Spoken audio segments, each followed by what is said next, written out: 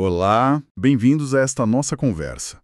Hoje a gente vai começar uma jornada, assim, fascinante pelo corpo humano, partindo do alicerce de tudo, a célula. Recebemos um material de estudo incrível sobre adaptações celulares e, sabe, antes de pensar em órgãos, em sistemas complexos como a pele, vamos focar no tijolo para depois entender a parede. E a grande pergunta que guia a nossa análise é: como uma única célula, diante de um estresse, decide o que fazer? Como ela gerencia o próprio tamanho, sua população, para conseguir sobreviver? A missão aqui é ir um pouco além das definições de livro, sabe? Queremos entender a lógica por trás das escolhas que a célula faz. Por que o músculo de um atleta cresce de um jeito e o fígado se regenera de outro? O que leva um órgão a encolher? E o mais intrigante de tudo, o que acontece quando uma célula decide que não aguenta mais ser o que ela é e, tipo, muda de identidade? Parece ficção científica, mas acontece o tempo todo dentro da gente. Vamos mergulhar nisso? Para começar, vamos pensar na situação mais comum. Um tecido precisa fazer mais trabalho. A demanda aumenta. A primeira questão que surge, e que o material aponta, é se o tecido responde ficando com células maiores ou com mais células. As fontes que a gente analisou trazem dois conceitos-chave para isso: hipertrofia e hiperplasia. À primeira vista parece a mesma coisa, né? O órgão cresce e pronto. Pois é, e o mais curioso é isso: você olha e vê um órgão maior, mas o que está acontecendo ali por dentro, bom, pode ser uma de duas coisas totalmente diferentes. E eu achei genial a analogia que os autores usam. Imagine que o órgão é uma parede de tijolos. Ok. Na hipertrofia, você não adiciona tijolos novos. Você troca os que já existem por tijolos maiores e assim mais parrudos. Certo. Já na hiperplasia, você mantém os tijolos do mesmo tamanho, mas simplesmente adiciona mais tijolos à construção. Nos dois casos, a parede fica maior, mas o método é completamente diferente. Nossa, essa distinção é fundamental e me fez pensar: por que a biologia precisaria de duas estratégias diferentes para chegar no mesmo resultado? Por que não usar sempre a mais simples, que seria, sei lá, só criar mais células? Essa é a pergunta de ouro. E a resposta está na profissão de cada célula. Alguns tecidos, como os músculos do esqueleto e do coração, são formados por células que a gente chama de permanentemente diferenciadas. O que isso quer dizer na prática? Elas são como operários super qualificados, que depois de formados, perderam a capacidade de se dividir. Elas não conseguem mais entrar em mitose, não criam cópias de si mesmas. Entendi. Então, quando um fisiculturista levanta peso, o estresse mecânico sinaliza para essas células musculares: precisamos de mais força. Como elas não podem se multiplicar, a única saída é crescer. Elas aumentam a produção de proteínas, como actina e miosina, e ficam literalmente maiores e mais fortes. Isso é hipertrofia pura. Entendi. Elas são tão especializadas no trabalho que esqueceram como se reproduzir. Então, ao invés de contratar mais gente, a empresa investe em treinar melhor quem já está lá. E no caso da hiperplasia, seria o contrário: células que ainda lembram como se dividir. Exatamente. O exemplo clássico que as fontes trazem é a regeneração do fígado. O fígado é um órgão incrível, com uma capacidade fantástica de se regenerar. Se um cirurgião remove uma parte dele, as células que sobram, os hepatócitos, recebem um sinal para preencher o espaço vazio. Elas mantêm essa capacidade de mitose. Então elas começam a se proliferar, adicionando novos tijolos, até que o órgão recupere a massa original. Isso é o que a gente chama de hiperplasia compensatória, uma resposta fisiológica super controlada. Lendo o material, um exemplo me saltou aos olhos: o útero na gravidez. Eu sempre achei que era só um processo, mas o material diz que os dois acontecem ao mesmo tempo. Isso me surpreendeu. Espera um pouco. Se hiperplasia é adicionar mais células e hipertrofia é aumentar o tamanho, por que o útero na gravidez precisa fazer os dois? Um só não seria suficiente? Parece até um exagero da natureza. É uma ótima observação, porque mostra como a biologia é eficiente e redundante ao mesmo tempo. Durante a gravidez, o útero precisa crescer enormemente para acomodar o feto. E mais importante, Sim. ele precisa se tornar um músculo incrivelmente forte para o trabalho de parto. Apenas aumentar o número de células, a hipertrofia, talvez não garantisse a força individual de cada fibra. Certo. E só aumentar o tamanho, a hipertrofia, poderia não ser suficiente para a expansão toda. Então, sob o estímulo de hormônios como o estrogênio, o útero faz as duas coisas. As células musculares lisas que já existem ficam maiores e novas células também são criadas. É uma estratégia combinada. Fascinante. Então, essas são as estratégias de crescimento. Mas toda boa estratégia também inclui saber quando recuar, certo? E isso me leva a uma questão. Se a hiperplasia é tão útil para regenerar um fígado, onde que está o perigo? Quando que essa solução vira um problema? A linha é muito tênue. A hiperplasia fisiológica, como no fígado, é super controlada. O problema começa quando o estímulo para a proliferação se torna crônico, excessivo. É o que chamamos de hiperplasia patológica. E tem algum exemplo disso? O mais citado é o do endométrio, o revestimento do útero. Se existe um desequilíbrio hormonal com excesso de estrogênio, o endométrio pode proliferar sem controle. E aqui está o perigo. Que seria? Quanto mais células se dividindo, maior a probabilidade estatística de acontecer um erro, uma mutação no DNA durante a cópia. Essa proliferação excessiva cria o que os autores chamam de solo fértil para o surgimento de um câncer. É uma adaptação que deu errado. Entendi. Então essa capacidade de se multiplicar é uma faca de dois gumes, ótima para regenerar, mas perigosa se sair do controle. Agora, e o contrário? Vimos as estratégias de crescimento. E quando o cenário muda e a célula precisa, cortar custos para não ir à falência? Exatamente essa lógica. As fontes chamam isso de atrofia. E uma pergunta importante que surge é: uma célula atrofiada é uma célula doente? Uma célula que está falhando? E a resposta é não. Não. Não. A atrofia é uma estratégia de sobrevivência tão inteligente quanto a hipertrofia. A célula entra em modo economia. Quando a demanda por trabalho diminui ou quando faltam nutrientes, manter uma estrutura grande se torna um desperdício de energia. Então, ela encolhe. E o mecanismo para isso é simplesmente inacreditável. O material descreve a autofagia. A célula literalmente come a si mesma. Isso. Ela cria vacúolos que englobam as próprias organelas, como mitocôndrias, e as digere para obter energia. É como desmontar os móveis de um quarto que não está sendo usado para usar a madeira como lenha. A célula não está morta, só está operando com o mínimo. É uma metáfora perfeita. A célula atrófica está em hibernação, esperando as condições melhorarem. E a gente vê isso em situações muito comuns. O exemplo mais óbvio é a atrofia por desuso. Um membro engessado. Exato. Alguém quebra um braço, coloca no gesso. Sem o estímulo mecânico do movimento, as células musculares recebem a mensagem: não somos mais necessários. Em poucas semanas, o músculo diminui visivelmente. Eu ouvi dizer que isso é um problema sério para astronautas, né? A falta de gravidade seria um gatilho para atrofia no corpo todo? Exatamente. No ambiente de microgravidade, os músculos que na Terra estão sempre trabalhando contra a gravidade ficam quase sem função. O corpo, sendo super eficiente, inicia a atrofia para não gastar energia.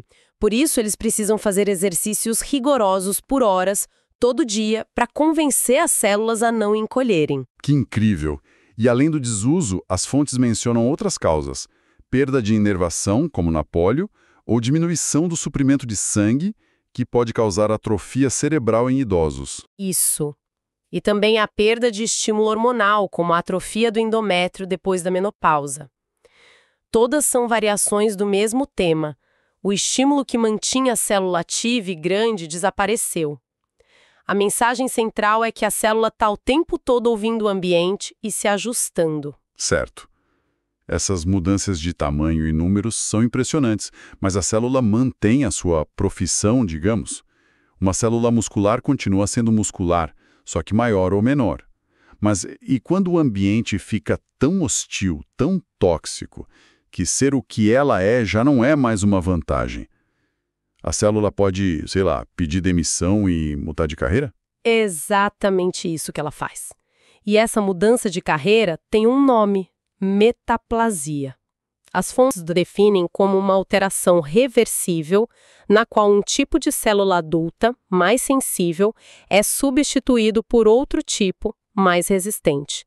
É uma reprogramação das células-tronco do tecido. Reprogramação? Isso soa bem drástico. Como isso funciona na prática? O exemplo clínico clássico e muito claro é o esôfago de Barrett. O esôfago normalmente é revestido por um epitélio escamoso, que é bom para o atrito da comida, mas péssimo para lidar com ácido. Em pessoas com refluxo crônico, o ácido do estômago sobe e agride esse epitélio o tempo todo.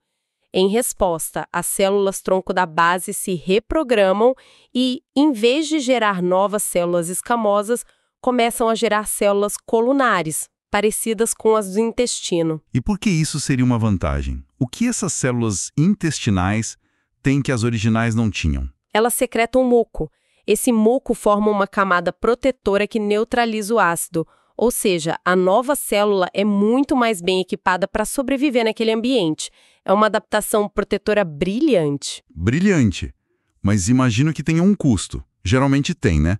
Se a nova célula é tão melhor, por que o esôfago já não é feito dela desde o início? Exato, tem um preço a pagar.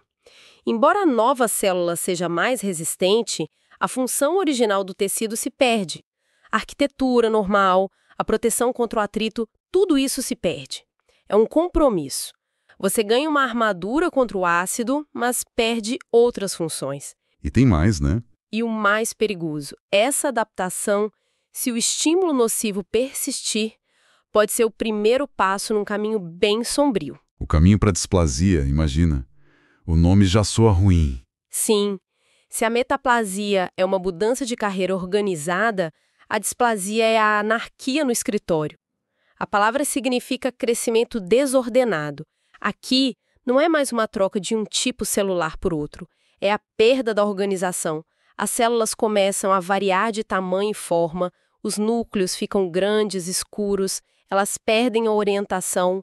Olhando no microscópio, a arquitetura que era limpa e ordenada vira uma bagunça. Isso é um pouco confuso para mim. A displasia já é câncer, ou é algo que vem antes? É uma distinção crucial.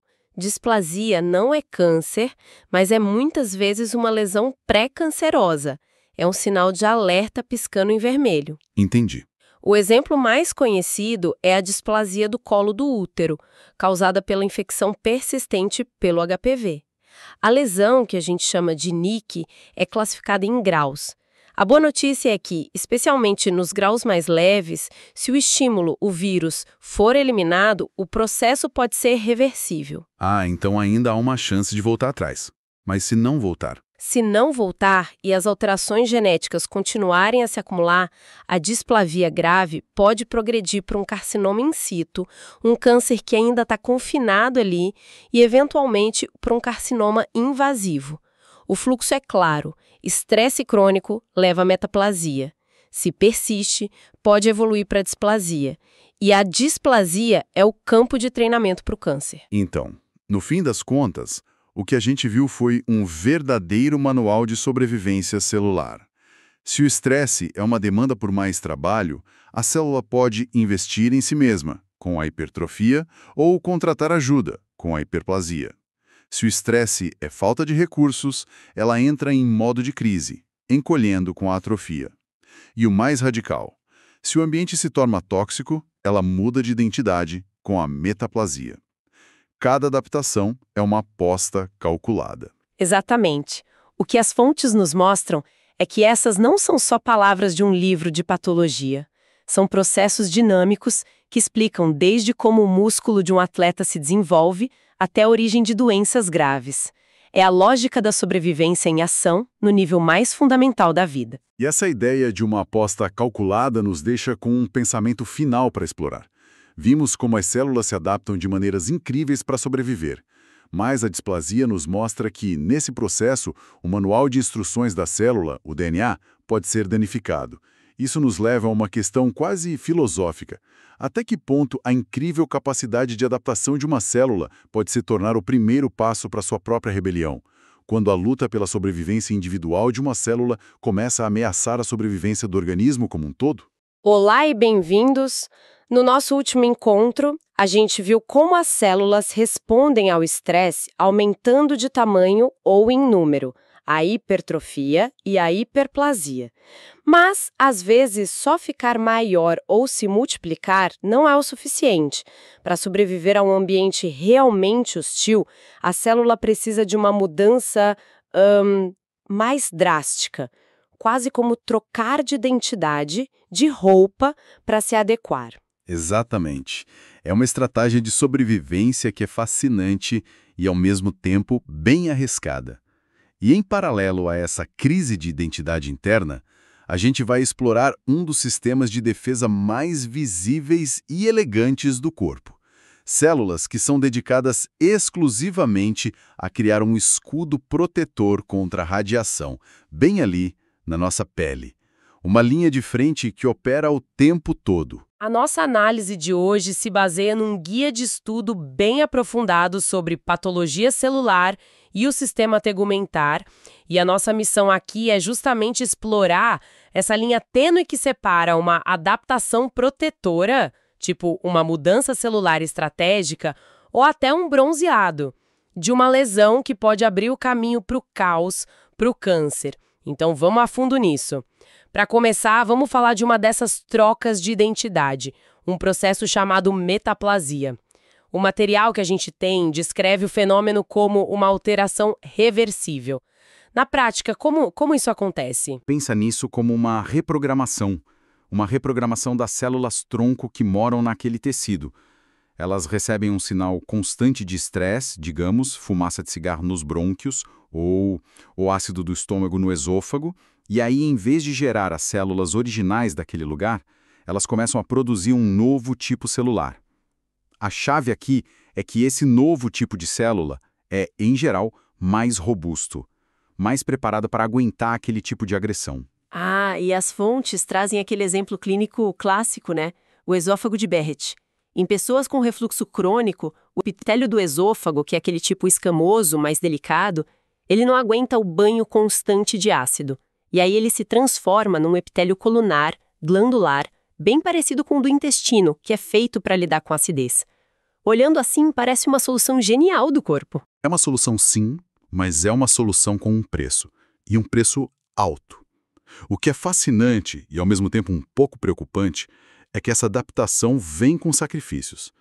Embora a nova célula seja mais resistente ao ácido, geralmente se perde a função original daquele tecido. No caso do esôfago, por exemplo, perde-se a produção de muco, os cílios que ajudam a proteger, e o mais importante, e isso o material enfatiza muito, é que essa mudança cria o que eles chamam de solo fértil. Um solo fértil para o desenvolvimento de mutações genéticas. Exatamente. Ah, então a adaptação que deveria proteger acaba criando uma nova vulnerabilidade. É tipo trocar uma parede de madeira por uma de aço para evitar arranhões, mas essa parede de aço enferruja e pode destruir tudo. É uma analogia perfeita. A metaplasia não é câncer por si só, mas se o estímulo que a causou, o refluxo, a fumaça, persistir, as chances de uma dessas células reprogramadas sofrer uma mutação e começar a se proliferar de forma descontrolada aumentam, assim, drasticamente.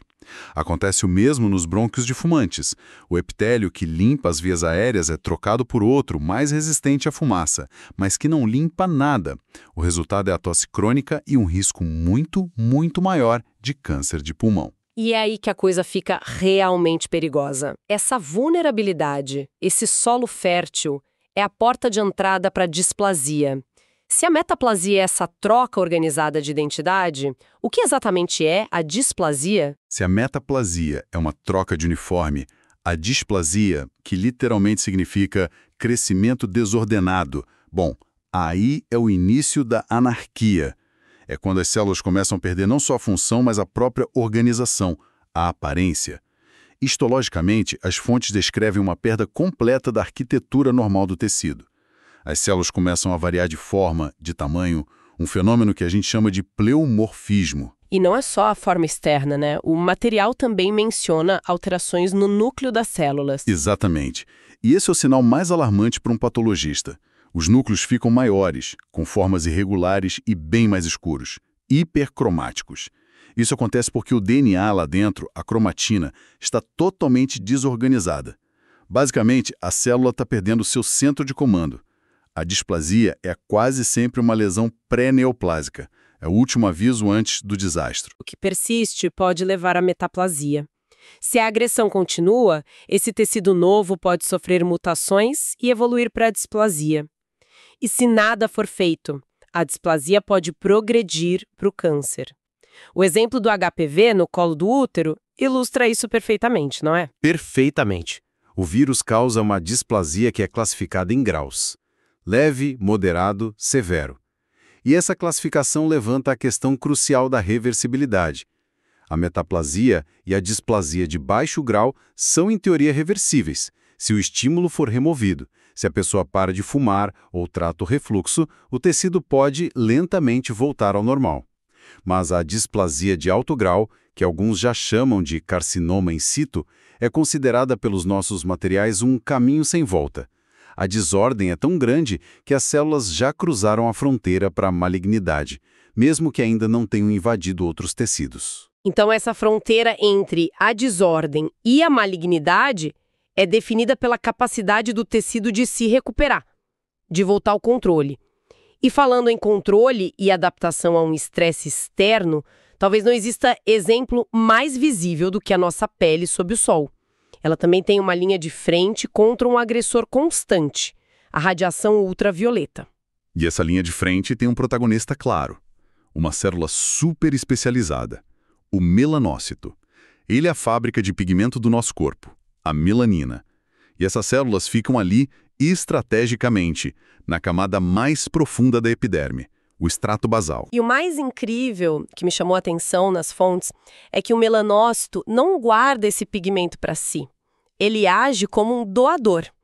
O material descreve esse processo de secreção citocrina, onde ele produz a melanina, empacota em umas vesículas e, literalmente, injeta nas células vizinhas, os queratinócitos. O que me surpreendeu nos dados foi a escala disso. Um único melanócito consegue fornecer pigmento para cerca de 36 queratinócitos ao redor. É uma central de distribuição de escudos. Essa unidade melanoepidérmica é um exemplo primoroso de cooperação celular. E o que acontece depois dessa injeção é a parte mais engenhosa do sistema. Dentro do queratinócito, os pacotinhos de melanina, os melanossomas, não se espalham de qualquer jeito. Eles migram e se posicionam de forma muito específica, do lado do núcleo que está voltado para a superfície da pele, para o sol. As fontes usam uma analogia perfeita. Eles formam um guarda-chuva, um capuz sobre o núcleo. Um guarda-chuva nuclear pessoal para cada célula da pele. É uma arquitetura de defesa em nanoescala. E como ele funciona exatamente? Ele tem uma dupla função. A primeira e mais óbvia é a de filtro físico.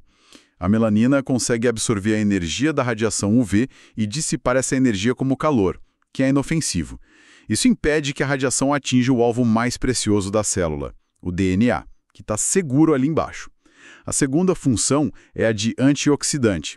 A própria luz UV gera moléculas reativas, os radicais livres, e a melanina também ajuda a neutralizar esses caras. E as fontes apontam um detalhe técnico fascinante.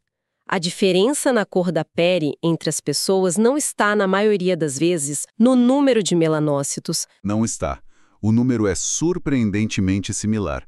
A diferença está na eficiência da produção e no tipo de melanina. Existem dois tipos principais: a eumelanina, que é marrom escura, e a feomelanina, que é mais avermelhada. A eumelanina é um fotoprotetor muito mais eficaz. Pessoas de pele mais escura produzem mais eumelanina, e ela oferece uma proteção mais duradoura. Já em pessoas de pele clara, predomina a feomelanina, que não só protege menos, como pode até gerar mais radicais livres. Isso explica a diferença na suscetibilidade ao câncer de pele. Então a gente tem esse sistema de proteção fantástico, super sofisticado. Mas como a gente viu com a metaplasia, Toda defesa tem seus limites, né? O que acontece quando esse escudo de melanina é sobrecarregado por uma exposição solar excessiva? O dano se torna inevitável e ele é cumulativo. O principal alvo, como sempre, é o DNA. A radiação do tipo UVB, em particular, é absorvida diretamente pelo nosso código genético. Essa absorção de energia causa ligações químicas anormais entre bases vizinhas. O resultado são os chamados dímeros de pirimidina. E o que esses dímeros fazem? Eles criam uma espécie de nó na fita de DNA. Exatamente. Eles criam uma distorção física, uma dobra na dupla hélice. Isso é um problema sério, porque na hora de replicar o DNA, a enzima pode tropeçar nesse nó e inserir uma base errada. É uma mutação em potencial. Mas o corpo deve ter uma forma de consertar isso, certo? O texto menciona um mecanismo chamado reparo por excisão de nucleotídeos. Sim, e é um sistema notável. Funciona como uma equipe de cirurgia molecular. Um conjunto de enzimas patrulha o DNA. Quando encontram uma obstrução, elas agem, cortam o pedaço com o erro e reconstroem a sequência correta. É um processo bem preciso. Então, o problema não é a falta da ferramenta de reparo, mas o volume de trabalho. Precisamente. Essa equipe de cirurgia só consegue fazer um reparo de cada vez. Se a exposição solar é intensa, como numa queimadura, milhares de dímeros são formados ao mesmo tempo numa única célula. O sistema fica sobrecarregado. Alguns erros escapam. Se a célula se divide antes de tudo ser consertado, a mutação se torna permanente e é passada para células filhas. E esse acúmulo de mutações ao longo do tempo nos leva às consequências que as fontes descrevem. Os cânceres de pele. Elas fazem uma distinção interessante entre o tipo de exposição e o tipo de câncer. Sim, o padrão de dano importa. O carcinoma basocelular e o espinocelular, os mais comuns, estão ligados ao dano cumulativo total ao longo da vida.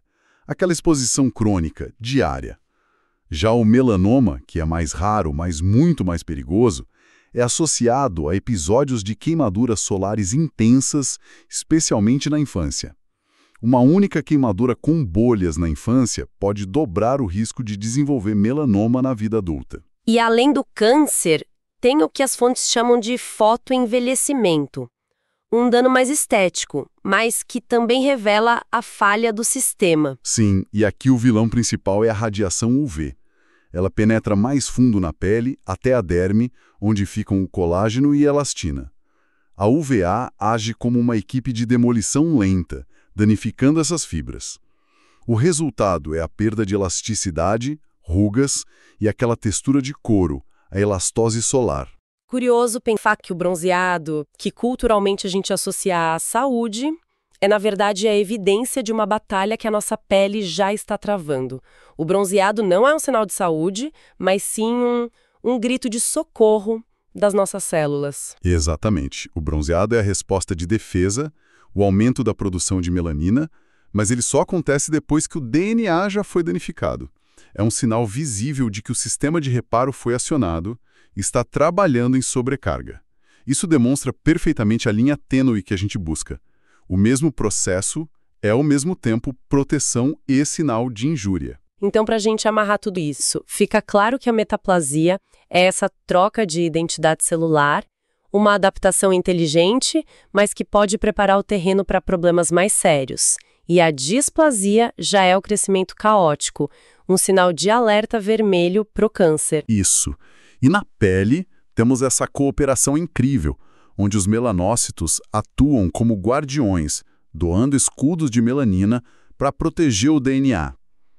Quando esse escudo é superado, o dano se acumula, levando ao envelhecimento e ao risco de câncer. A prova definitiva disso é o albinismo. A ausência da melanina deixa o DNA totalmente exposto, e o risco de câncer de pele aumenta drasticamente. Mostra o quão crucial é esse mecanismo. Entendemos como as células se defendem e se adaptam. Mas como elas se organizam para formar a pele que a gente toca? Qual a diferença na arquitetura entre a pele da palma da mão e a do braço? Essa vai ser a nossa próxima análise. E fica uma reflexão final conectando os dois temas. As fontes descrevem a metaplasia como uma reprogramação celular que o corpo faz naturalmente. Hoje, na medicina regenerativa, cientistas buscam ativamente reprogramar células em laboratório para curar tecidos. A pergunta que fica é: essa capacidade natural do corpo de mudar a identidade celular é um modelo a ser seguido, uma inspiração para novas terapias? Ou é um aviso? Um aviso dos perigos que podem surgir quando se mexe na identidade de uma célula. Um lembrete de quão perto a adaptação está da anarquia. Bem-vindos! Chegamos ao que a gente pode chamar de o ato final da nossa análise. A gente já explorou bastante os tijolos, né? As células, como elas se adaptam. Agora vamos dar um passo para trás e olhar o edifício pronto, que é a pele. E tem uma pergunta que, assim, acho que todo mundo já se fez alguma vez. Por que a pele da palma da mão, da sola do pé, é tão diferente? Parece quase um couro se a gente compara com o resto do corpo. Por que não temos pelos nas mãos? E por que a sola do pé é tão absurdamente resistente? A resposta não é mágica. É engenharia pura. É histologia. E a nossa missão hoje é justamente desvendar essa arquitetura, comparar a pele espessa com a fina e, claro, entender por que essas diferenças existem. E é fundamental a gente começar com um detalhe que, olha, confunde muita gente. Quando a gente fala em pele espessa ou fina, a gente não está falando da espessura total da pele, sabe? Ah, não. Não.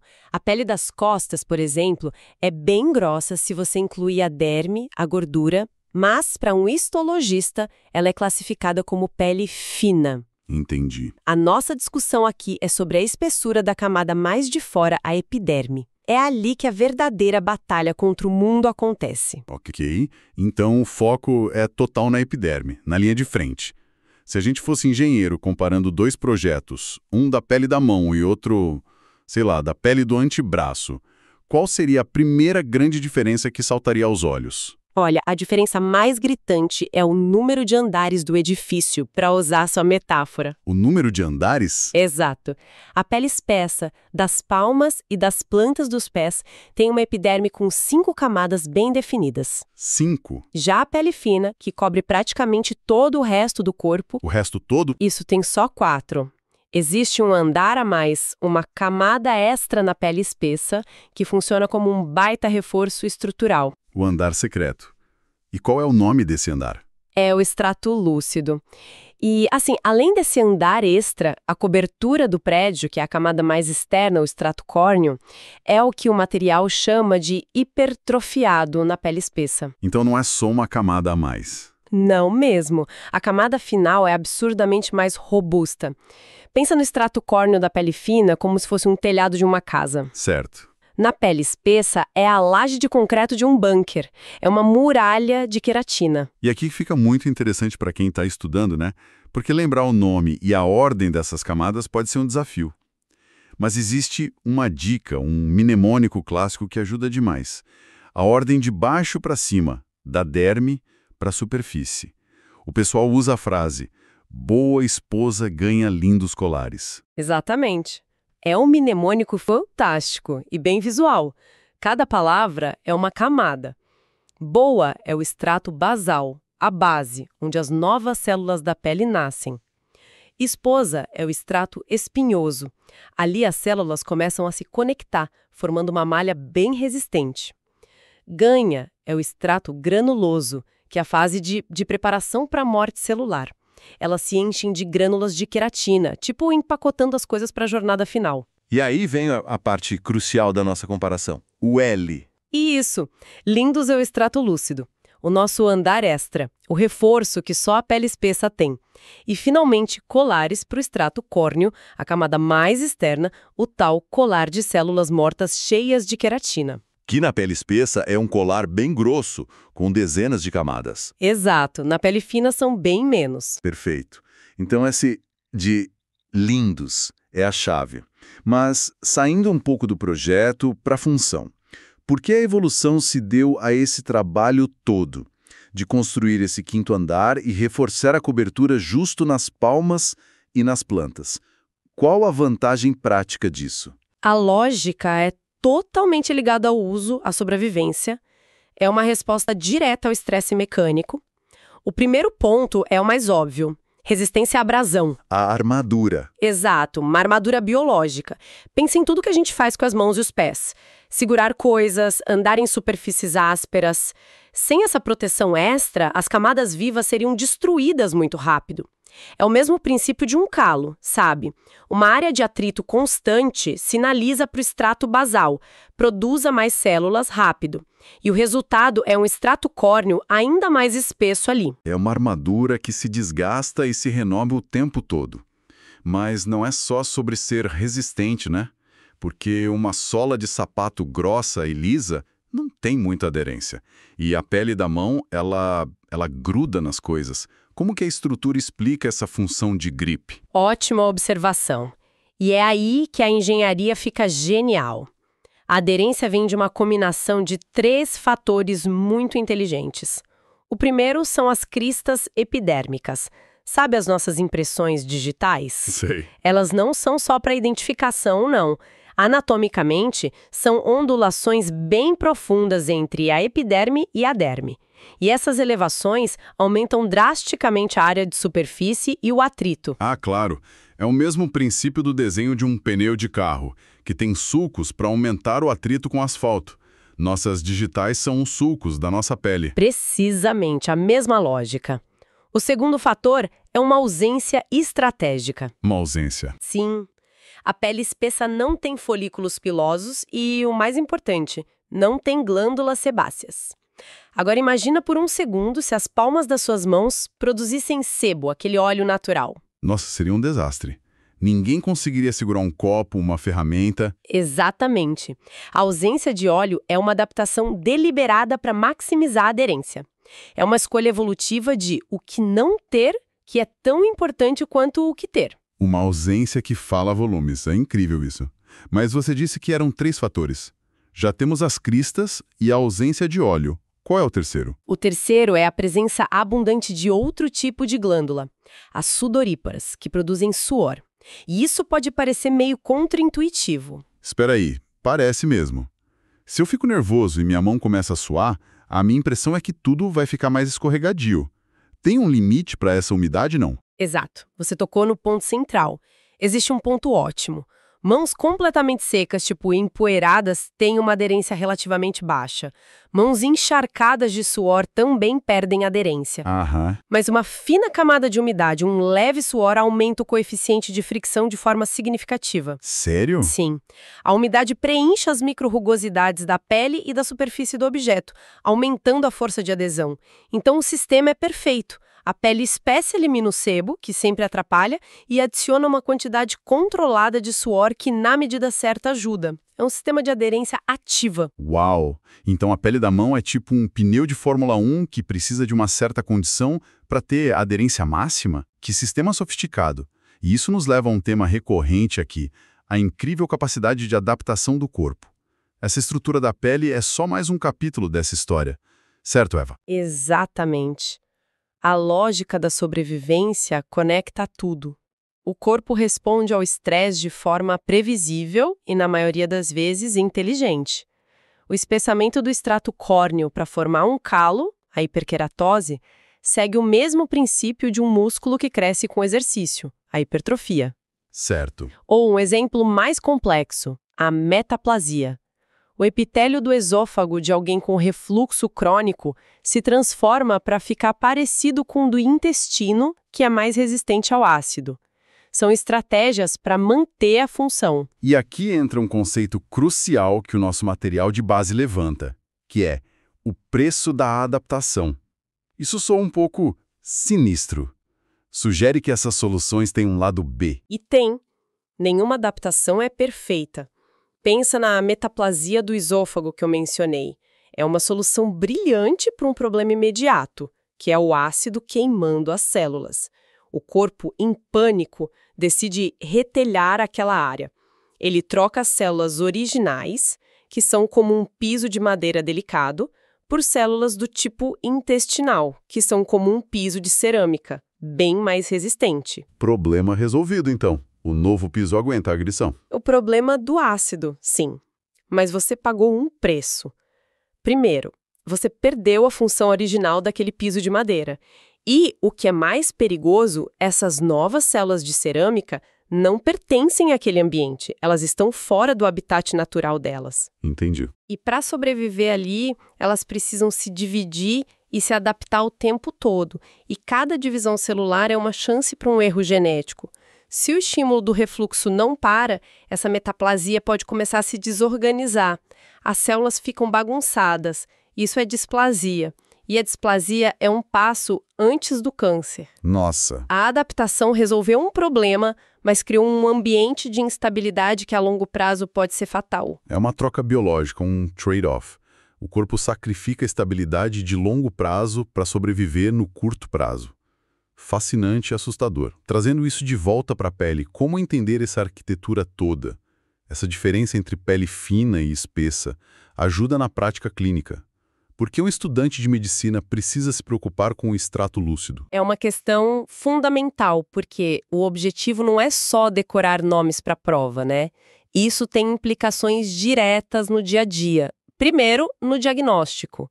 Saber a topografia dos anexos da pele é básico. Se um paciente tem uma lesão na palma da mão, o médico sabe que é impossível ser um cisto sebáceo ou uma foliculite, porque não existem glândulas sebáceas ou folículos pilosos ali. É ter um mapa do terreno antes de começar a procurar. Exatamente. Segundo, na terapêutica. A absorção de medicamentos pela pele, a via transdérmica, depende totalmente da espessura do extrato córneo. Ah, claro. Um adesivo de nicotina não vai funcionar se for colocado na sola do pé.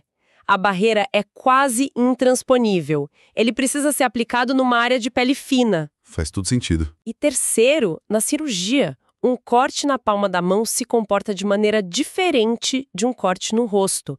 A tensão mecânica é maior, a espessura é diferente e isso influencia a técnica de sutura e a cicatriz. Ok. Vamos tentar amarrar tudo isso. Se a gente fosse resumir a história de hoje, temos a pele espessa nas palmas e plantas, que é como um veículo 4x4, tem 5 camadas, com extrato lúcido de reforço, não tem pelos nem óleo para não derrapar, e tem um sistema de suor para otimizar a aderência. Do outro lado, a pele fina, do resto do corpo, que é tipo um carro de passeio. 4 camadas, mais delicada, com pelos, óleos para proteção geral e sensibilidade. E o mais importante, as duas são exemplos perfeitos da lógica de adaptação do corpo. Síntese perfeita. E para a gente realmente consolidar como todos esses conceitos se conectam na prática, vamos analisar um cenário clínico que os materiais propõem. É quase um quebra-cabeça. Gosto da ideia. Manda. Imagina um paciente que fica acamado por um longo período. Meses sem se mover direito. Ele desenvolve 2 problemas que parecem opostos. Primeiro, os músculos das pernas, que não são usados, começam a diminuir, a enfraquecer. E, ao mesmo tempo, na pele das costas e dos calcanhares, que ficam sob pressão constante contra a cama, começam a aparecer feridas, as úlceras de pressão. A gente tem um tecido definhando por falta de uso e outro sendo destruído por excesso de pressão. Como os mecanismos que a gente discutiu explicam esse paradoxo? É uma ótima pergunta para fechar. De um lado, a falta de estímulo nos músculos leva à atrofia, que é uma daquelas adaptações que a gente viu. A célula muscular encolhe porque não está sendo requisitada para economizar energia. É uma resposta adaptativa à falta de estresse. Mas a úlcera de pressão não parece uma adaptação, parece uma falha total do sistema. O estresse é tão grande que a pele não consegue se adaptar. Exatamente, aí está a chave. O caso do músculo é atrofia, uma adaptação celular. Há uma diminuição da demanda. A célula não morre, ela apenas encolhe. É uma estratégia de sobrevivência. Certo. A úlcera de pressão, por outro lado, é lesão celular irreversível. A pressão constante do peso do corpo sobre uma proeminência óssea comprime os pequenos vasos sanguíneos que nutrem a pele. Ah, então o problema não é o atrito como num calo. O problema é que o sangue não chega. Exato. É um fenômeno de isquemia. Sem sangue, não há oxigênio nem nutrientes. As células da pele, mesmo as da epiderme, não conseguem sobreviver. Elas não têm a chance de se adaptar, de criar uma hiperqueratose como resposta. O estresse é grande demais e o suprimento de energia é cortado. O resultado não é adaptação, é morte celular, necrose. O tecido literalmente morre. Nossa! Esse cenário amarra tudo. Mostra a diferença crucial entre uma adaptação a um estresse tolerável, como a atrofia, e uma lesão celular causada por um estresse intolerável, que leva à necrose. Entender essa diferença é a base da patologia.